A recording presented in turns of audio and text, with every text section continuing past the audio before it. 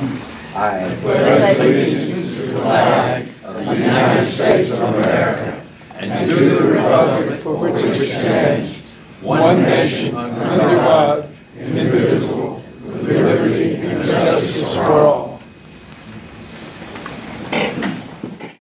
Our program is George Webb. George is a longtime member of this organization, and I've known George since back in the early 90s.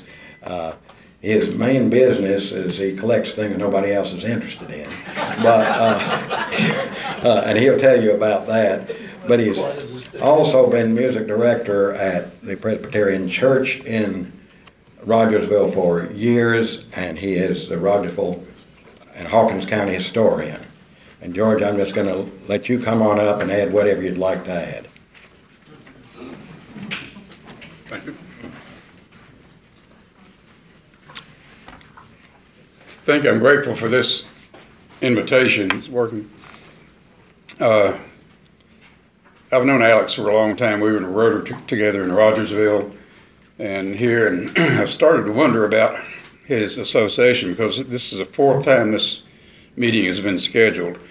And every time they've moved the date, he would call me and say, "Can you do it then?" And I'd say, "Yes." I think he was trying to find one. I'd say I couldn't do it. And then he'd say, "Well, we tried to do it. It just didn't work out."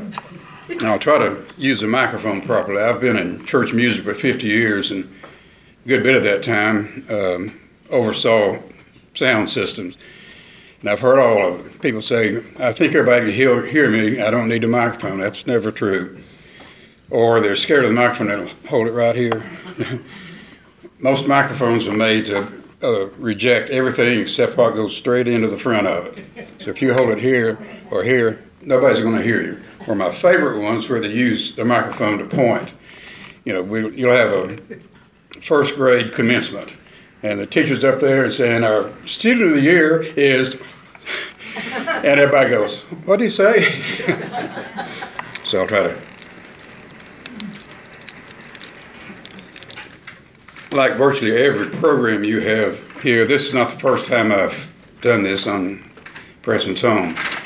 First time I was at a women's group in Morristown, and fortunately nobody there had any idea what Pressman's Home was, so they didn't know whether what I was saying was true or a bunch of junk.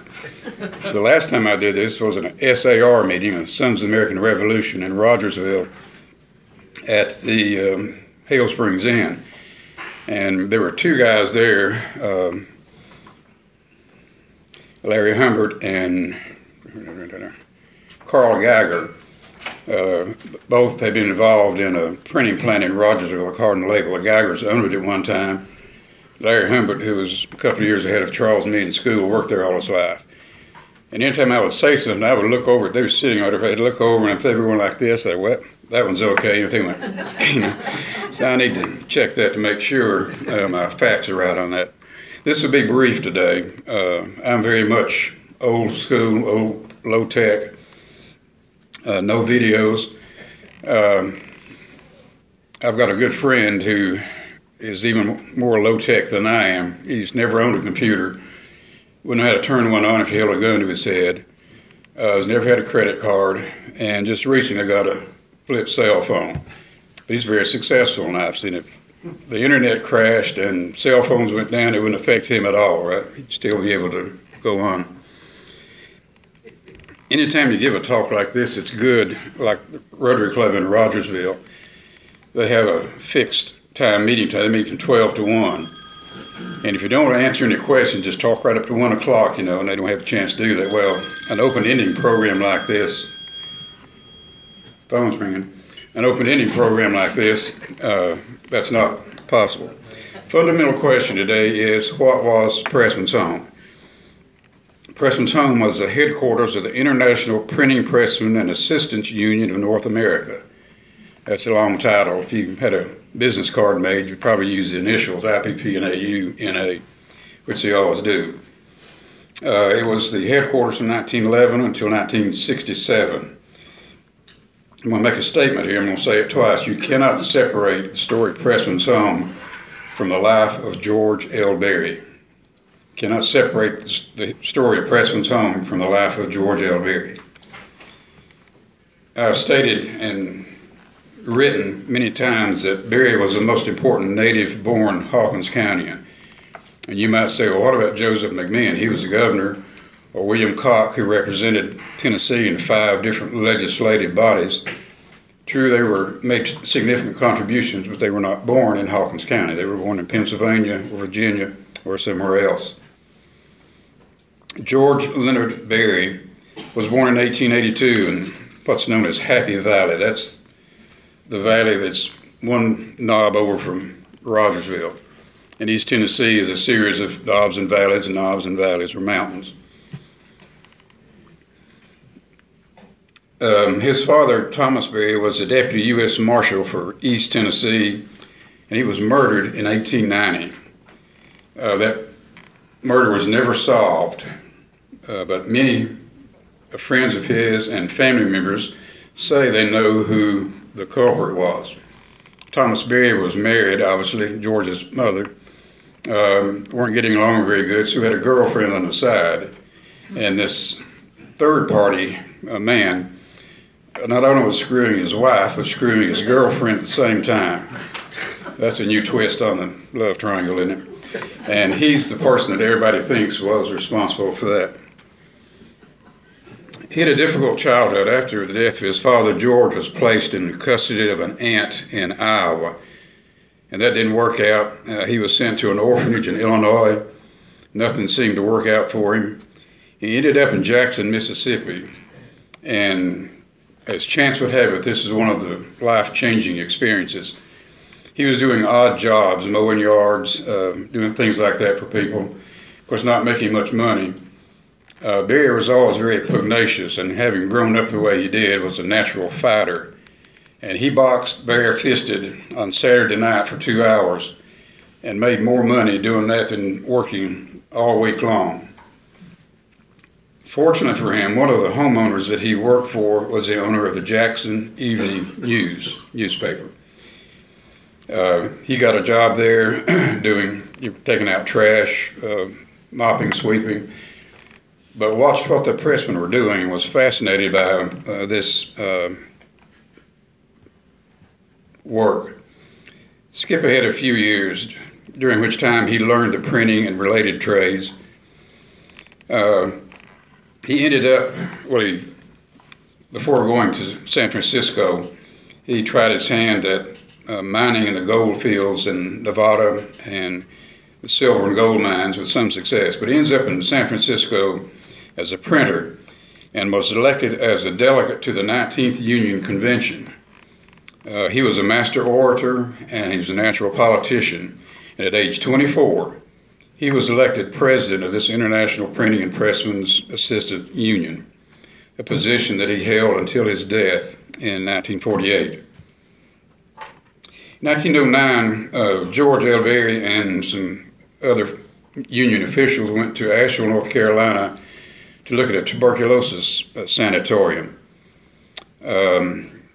Tuberculosis was very prevalent in the printing industry, and the thinking back then was if you want to cure tuberculosis, get them in an open air mountains environment, fresh air, pine trees. Of course, it didn't cure tuberculosis as we know today, but it didn't hurt them either. While they were there, they missed the train to go back to Cincinnati and decided to lay over in Rogersville. And the next day, Berry, whose father was buried over here in Happy Valley, talked the guys that were with him into going over there and visiting his father's grave. When they got over there, there's a health spa that was called Hale's Red and White Sulphur Springs, one of several springs in Hawkins County. And it was in bankruptcy. It was for sale. And the whole time he was over there, Berry thought to himself, this would be a perfect place for Union headquarters. So he goes back to Cincinnati and convinced the Union to buy this property, and they established Pressman's home there.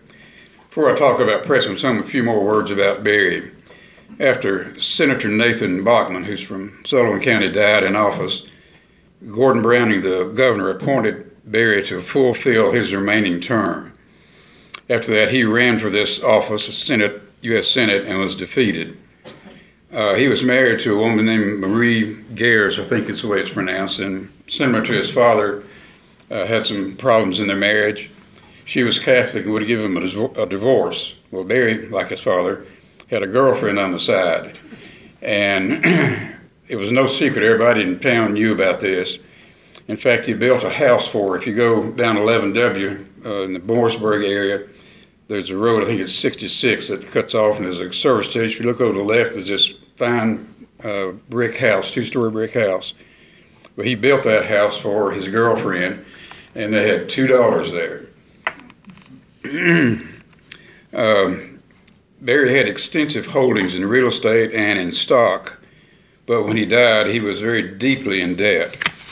Here's a copy of his will. There are about 20 people who were named in this, and everybody gets real estate and cash, but when they came to settle the estate, they realized he was, I think, $90,000 in debt. He was accused of commingling, I love that word, his money with union money. He would buy things out of his own pocket sometime and use it for the union, and he would use union money to buy things for a farm he had or something. There's a book I'll tell you about in a minute by Elizabeth Baker, which has several appendices in the back. One of them is a settlement of the estate of George L. Berry, and we'll explain some of this. One of the things that he did, he got word that Norris Dam was going to be built on the Clinch River.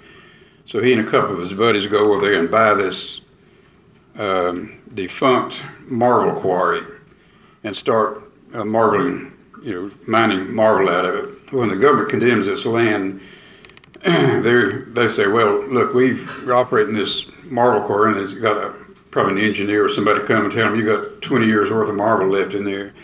So instead of just getting paid for the land itself, they got paid for what they would have made in 20 years marbling that.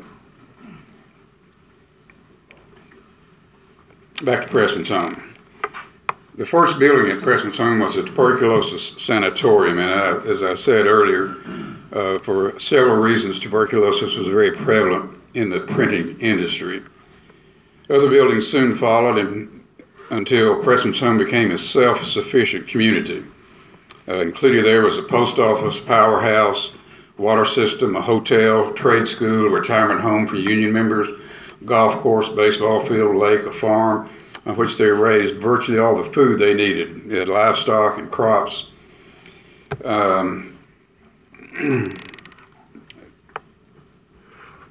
Probably the closest thing to culture we ever had in Hawkins County was what was at Pressman's home. The hotel was the location for all the nice events. On Sunday they had linen tablecloths and servants. When Charles and I were in high school, all the senior proms were always held at Pressman's home, and it was a place to go.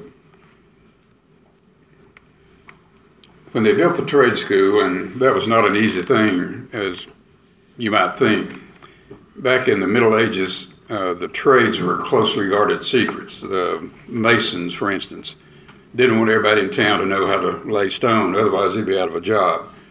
Same thing is true in the printing industry in the early days. They didn't want everybody to know how to set type and print books. Well, that same mentality was prevalent in the union, and Barry it took months or years to convince them to actually build a trade school so that anybody that wanted to learn how to print could go there and go to school. But he was able to do that. There were conventions held at Pressman's home for the union from 1911 to 1948. Now, in these conventions, every union sent a delegation from the United States and Canada, regardless of where you were from. If you were from Toronto or San Francisco or Chicago, Cincinnati or Knoxville. And it wasn't just the delegates. A lot of friends would come with them. Lots of times their families would come with them. And as you can imagine, it was a boom for Rogersville, because you had all these wives over there with nothing to do for 2 weeks, and they would go to Rogersville and shop and eat out and whatever. I've got some badges I'll show to you right now. I wish I had these on something else. These are the kind of badges that they passed out. This one says guest on it. There were delegate badges, and there were guest badges, and things like this are highly collectible today.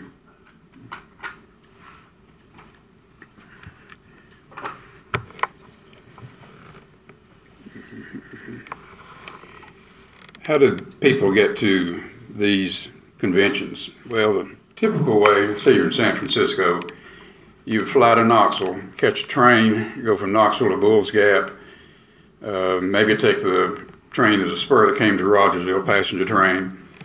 Either that or somebody would send a hack over to Bulls Gap, pick you up, take you to Pressman's home.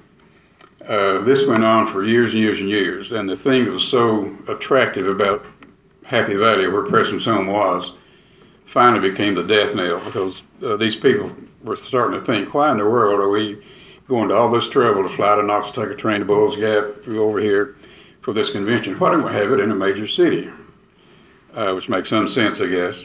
And in 1967, the headquarters were moved from Pressman's home to Washington, D.C., where it still is today. The union, for a number of reasons, has gone through some difficult times. Kingsport press strike, for example. At one time, it was the largest printing union in the world. They had 125,000 members, and it's, of course, greatly reduced today. The presses ran all the time at Pressman's home. They had to be printing something. So the question is, what did they print? They printed all their promotional literatures, pamphlets, things they sent out trying to attract people to come to Pressman's home to go to school. They printed all their letterheads. Got several examples of those. They printed postcards. They printed Christmas cards. Some of them have obviously were printed in Pressman's home because it's got a picture of one of the buildings on it. This one says late scene at Pressman's home, but some of them are very generic, like this one.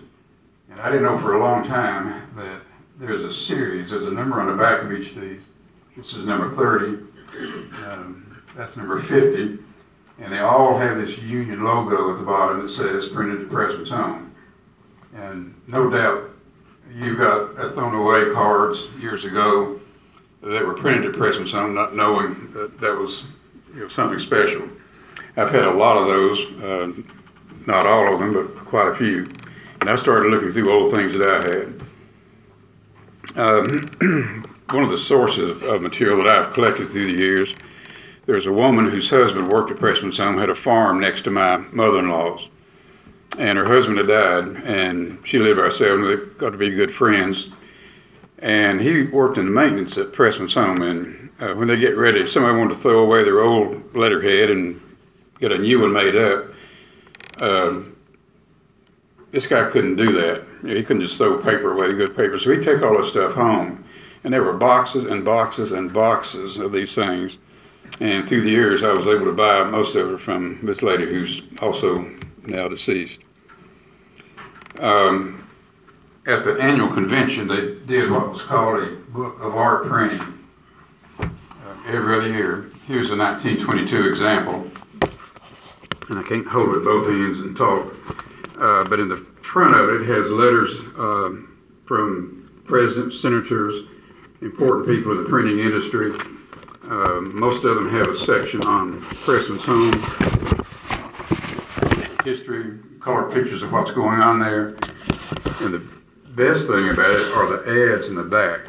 The advertisements are state-of-the-art, cutting-edge printing. Here's a color picture that says an example of 3-color process executed by the students at Technical Trade School at Pressman's home. Lots of others have paper samples in them. Here's a mounted color print. And again, these, like most everything else at Pressman's home, these are highly collectible today. These are worth $75 to $100 a piece. When Pressman's home moved out, it's like anywhere else, I'm sure, Kingsport Press, there was stuff everywhere over there. The floors are littered with this kind of material, and nobody thought anything about it because they saw it every day. In fact, they probably saw it so much they got sick of looking at it. And if you'd had the forethought to just get a box and pick it all up, you have a lot of money today. There were 2 magazines that were printed there, and I have a copy of one of them. I couldn't find it. The American Pressman, which was printed from 1890 to 1968. The second one is the Specialty Worker, started in 1950, and I think it's still being printed. I see some head shaking back here, so I think that's true. These are very important magazines because it is a monthly record of what was happening at Pressman's home in the Union every day. Nothing happened that wasn't printed in that magazine. So if you're going to write a book like some of these people have, that's the first place you want to go. The influence of Pressman's home in East Tennessee cannot be overlooked. The trade school produced an abundance of trained pressmen. George L. Berry bought a defunct hosiery mill in Rogersville and converted it into a printing establishment known as the International Card and Label.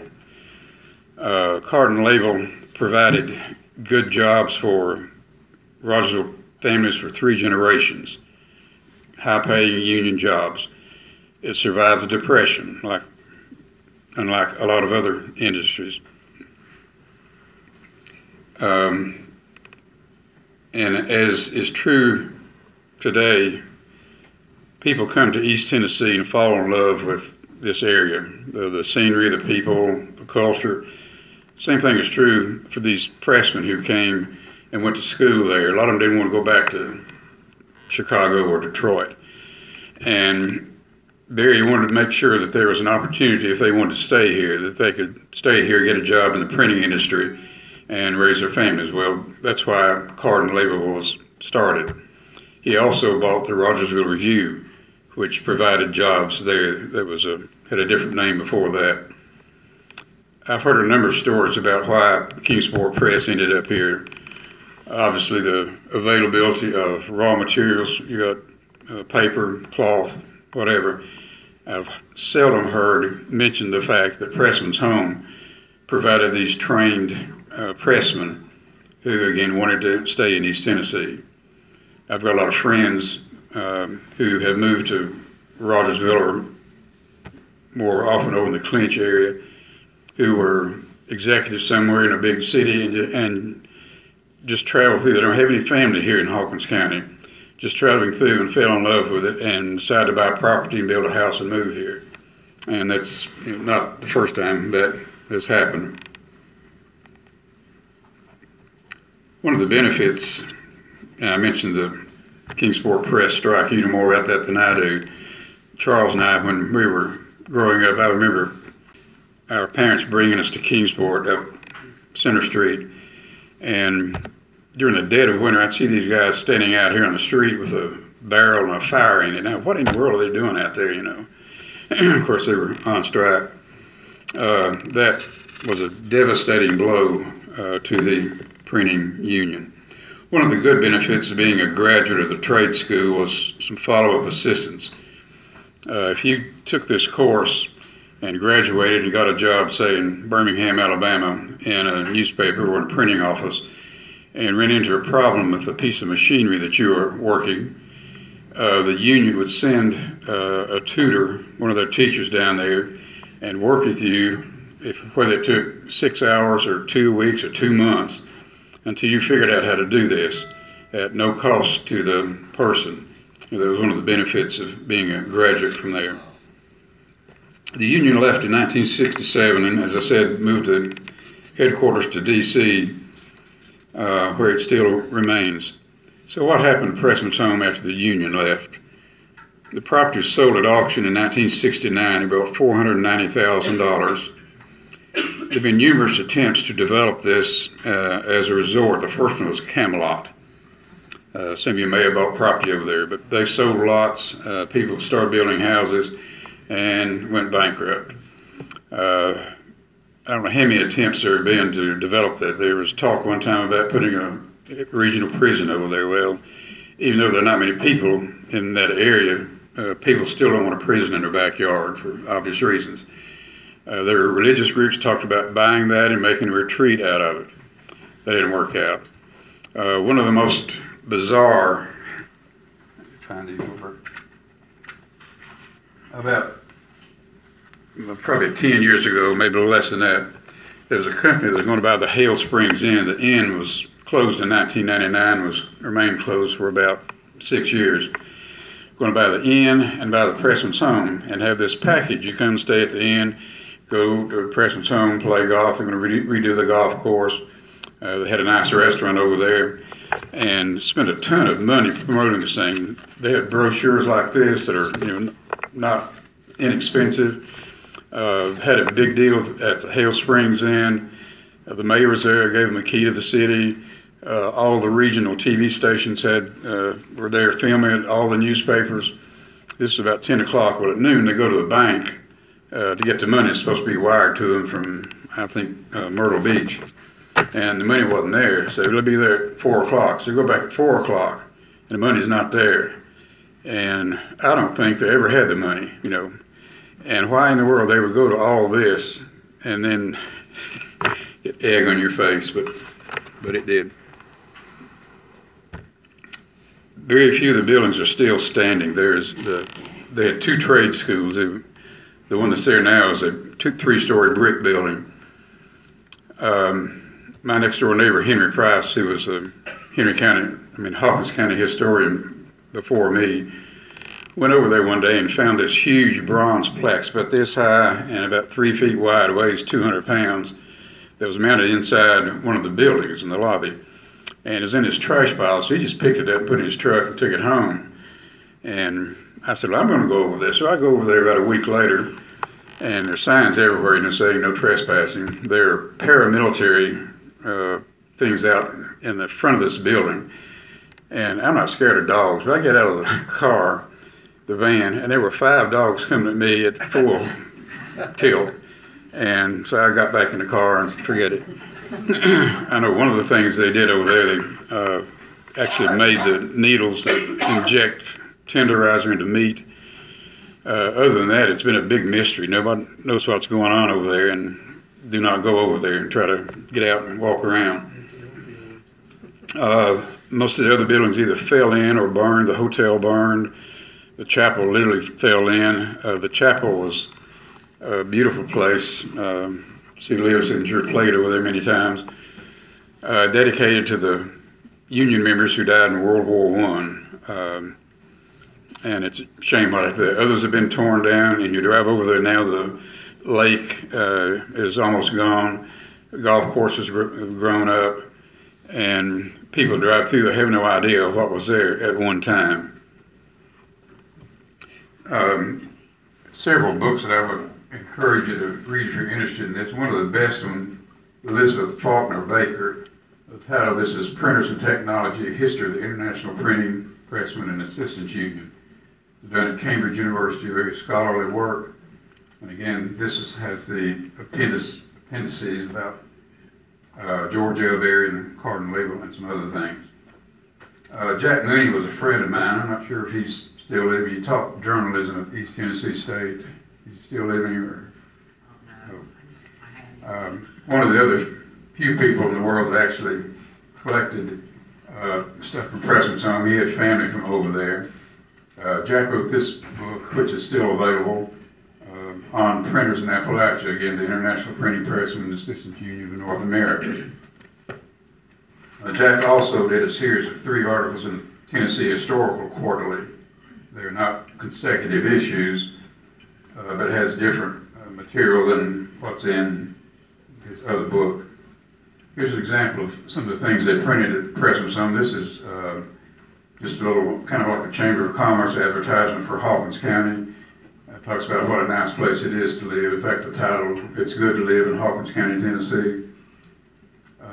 There are pictures of houses in here, and the house we live in right now is in here. I looked at it for a long time, didn't realize it was my house. They all look kind of the same. Here's an example of a memorial service they had. And again, this was in 1940. Every year, this is nothing but a list of names. All the printers that died in World War I. I sold most of my Pressman's home collection, part of a larger collection of Hawkins County, to the East Tennessee Historical Society, the McClung Historical Collection. And these are just some duplicates that I happen to have. There's one other person that had a collection. Howard Sullivan was an instructor at the trade school, and he had an eye for history, and he saved virtually everything that he could get his hands on. Well, Howard's been dead a long time. His daughter and son-in-law inherited it, and all this collection was in a house in Rogersville, a nice house, and it caught fire about 6 or 7 years ago, and it was completely destroyed. They got some of the Pressman home stuff out, but there were vehicles and lots of other things that were worth more than that. So I have no idea how that collection of mine compared to that one. There's about probably 50 years ago, Chet Huntley, who was a newsman for NBC, did a special entitled Relics of Bygone Era. It's about a 20-minute special. He went over to Pressman's home and with a film crew and depicted what daily life was like for somebody who was going to the trade school. And you can still find that it's archived on the internet. There's also another more recent, I'm not sure what it's on, maybe Facebook or something, an account of Pressman's home. Before I did this talk down in Rogersville, a friend of mine found that it put it on the website, and virtually everything I was going to say was already in that, so thanks for screwing me over. I can't talk till lunchtime, so I guess I'll have to stop and see if you have any questions. What's the relationship between the Pressmen and World War I? Did they take the Pressmen, make a regiment out of them, and send them into battle? No, George L. Berry was in World War I. There's some question about, he was called Major Berry after World War I. And there's some question about whether he was actually a commissioned officer or whether it was just a nickname. But he obviously had a special interest in that particular war as opposed to the Spanish-American or World War II. And again, talked the Union into spending a good bit of money to build this chapel in their memory.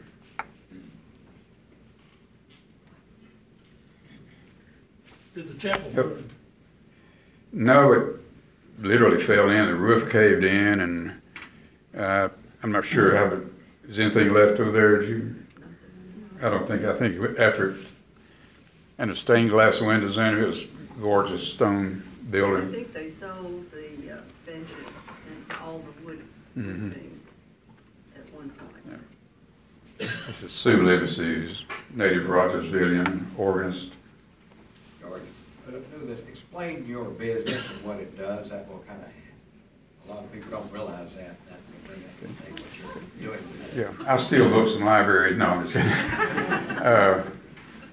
I've been a church musician most of my life. I got interested in books and Hawkins County history, doing graduate work. I've sold books and historical documents on the side since 1976. I have a shop in Rogersville. I sell all kinds of paper history books, printed things, manuscript things, graphics. I sell maps, newspapers, everything. And I have an open shop down there. Still put out catalogs, which is I'm the only dealer in Tennessee that still does that. George, could you make copies of all those postcards in your shop and sell them? How could we get some copies of all those postcards that they produce there? My collection is down at the McClung. McClung is the historical and genealogical library of the Knox County Library System. They haven't gotten all of it. There's probably 25,000 items, and they're very detailed about identifying and preserving. It'll take them months or years to go through this before it'll be available to the public. I had an extensive postcard collection, probably 300 different cards from Hawkins County, which I sold. But before I sold them, I came up here to Office Max and made color copies of all of it. It took about 6 hours, but it was worth it. You had your hand up a while ago on it. Does card and label company still exist, either by that name or some other name? They closed the plant in Rogersville. I think they still have a plant in Phipps Bend. They started making, of course, cards and labels. The playing cards didn't work out. They printed some round playing cards as opposed to the rectangular ones, and people have got those things are worth hundreds of dollars. I've looked for them for 40 years, 50 years, and I've seen two, but I've never been able to buy one of them. They do make a ton of labels, especially for cigarettes, fruit cans, vegetable cans, and fruit crates. You know, the big thing that goes on the end of a fruit crate. Mostly cigarettes. There are hundreds and hundreds of different kinds of cigarettes you never heard of before that they print labels for. George, go ahead. Excuse me. When I was a little girl in the 30s, I remember going down there for picnics, and I think there was a swimming pool. I seem to think that I went swimming down there too. But my father was interested in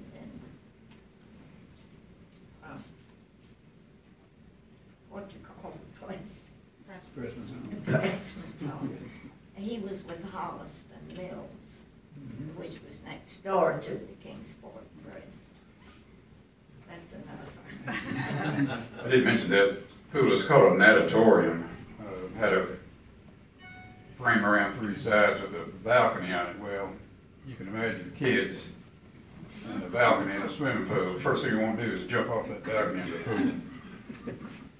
Charles, my brother, I guess you all know that, retired from Eastman. There was a kid who's, I think, you know, my class or his class that fell and broke his back, and I don't think he was jumping off of that ledge, but he was doing something he shouldn't have been doing. Yes? Could you tell us anything about the Berry Castle? Strange you should ask. George L. Berry built a house called the Castle. It was modeled after a European castle, and it burned. This is a date on this. We burned. It was 54, something along there. The remnants of that you can still see. There's a foundation and part of a wall, a stone wall. If you drive over there, again, don't get out of your car. You drive over there. It was a show place, and Mrs. Marie is supposed to be able to live there the rest of her life, and I'm not sure where she went after that. George L. Berry, kind of like James K. Polk's been buried 3 or 4 places, I think. He is buried now in McKinney Cemetery in Rogersville. There's a huge marker for him there. What about the gender in the trade school? Were women allowed to become pressman women? In a word, I don't know if they were prohibited, but I don't know of any, never seen any indication that women were. Of course, that was a long time ago. Yeah.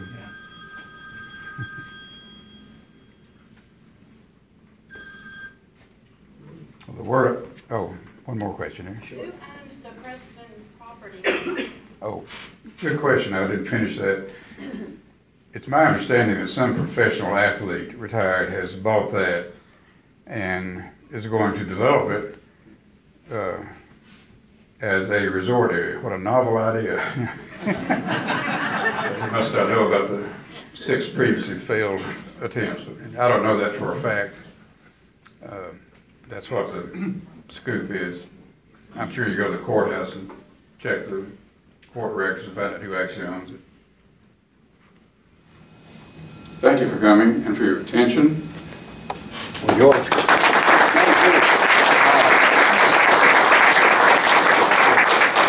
I will say his shop in Rogersville is fascinating. Again, George, thank you for coming, and I'm going to first ask Ray to tell about next month's program.